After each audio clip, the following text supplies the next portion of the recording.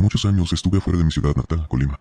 En un inicio porque tuve la oportunidad de estudiar por el norte mi maestría, donde conocí a mi ahora esposo, quien fue la razón principal para que ya no regresara. Solamente volví cuando fui a anunciar mi compromiso con mi familia. Si no mal recuerdo, habían pasado 5 años sin que yo regresara a pisar mis tierras, lo cual sí me jugó algo en contra a la hora de intentar moverme por allá, principalmente porque como iba de sorpresa, no le pude pedir a alguien que fuera a recogerme al aeropuerto, ya que también era el aniversario de mis papás, y quería aprovechar para llegar de sorpresa en esas fechas. No voy a detallarles todo lo que me pasó, saliendo justo del aeropuerto porque fue mucho enredo. El punto es que fue por el año 2004, y como pude me informé de cómo salir del aeropuerto que no fuera usando un taxi de ahí, y tomé un autobús, uno en el que no tenía claro nada, y terminé bajando en una parada que estaba a las afueras de Manzanillo. Me di cuenta de esto tarde y cuando quería volver, el autobús ya se había ido, y ahí me quedé, a las orillas de una gasolinera. No sé si no tenían personal esa noche, pero no había nadie atendiendo. Yo creí que esa parada era llegando a Manzanillo. Allá podría pedir un taxi, pero no, aún estábamos a las afueras. No veía nada más que no fuera esa gasolinera. Y me quedé pensando en qué iba a hacer, porque estaba completamente sola, a la orilla de la carretera con 2 maletas. Y en ese tiempo no era tan fácil tener un celular que siempre tuviera saldo, lo cual era mi caso. Y yo creo que pasaron unos 20 minutos de quedarme esperando a la orilla, por si pasaba algún taxi y de repente llegó un auto. Se orilló y se estacionó. En ese auto venía conduciendo a alguien a quien rápido reconocí. Era un gran amigo de mi hermano, Toño, le decimos, quien creció toda la vida con nosotros en la colonia.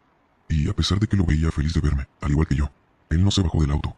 Me dijo que subiera rápido y que las maletas las pusiera en los asientos de atrás, si noté que venía algo apresurado. Y después de subirme, de saludarnos, de contarle por qué había terminado ahí, él me dijo que venía de dejar a un compañero suyo. Él vivía en un pueblito más atrás. Y avanzando, ya lo veía un poco más tranquilo. Sinceramente, para mí fue un milagro habérmelo encontrado ahí.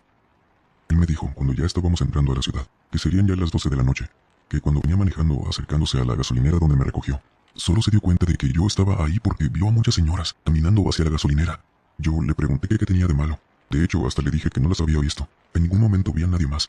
Y él me preguntó que si de verdad no vi a nadie, que si no había visto las luces. Yo le dije que no vi nada. No había nadie ni siquiera despachando la gasolinera.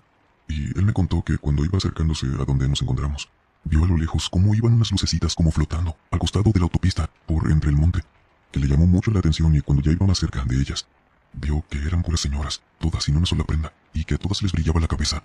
Por eso se paró rápido, no me quiso asustar. Dijo que aún venían a unos metros de nosotros y eso explicaría el porqué. Cuando yo estaba subiendo las maletas, que lo vi muy apresurado, vi de reojo unas luces que yo creía eran de algún auto, pero en ningún momento nadie nos rebasó. No tuvimos ni un solo auto detrás de nosotros y por eso, él cuando me subí, condujo muy rápido. Yo pensé que él manejaba así, pero no, luego bajó la velocidad.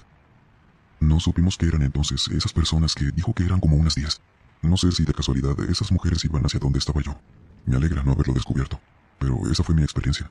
Yo estaba temiendo que me tocara alguna mala experiencia con gente viva y me olvidé que también hay cosas que nos pueden hacer mal, y no necesariamente son vivos.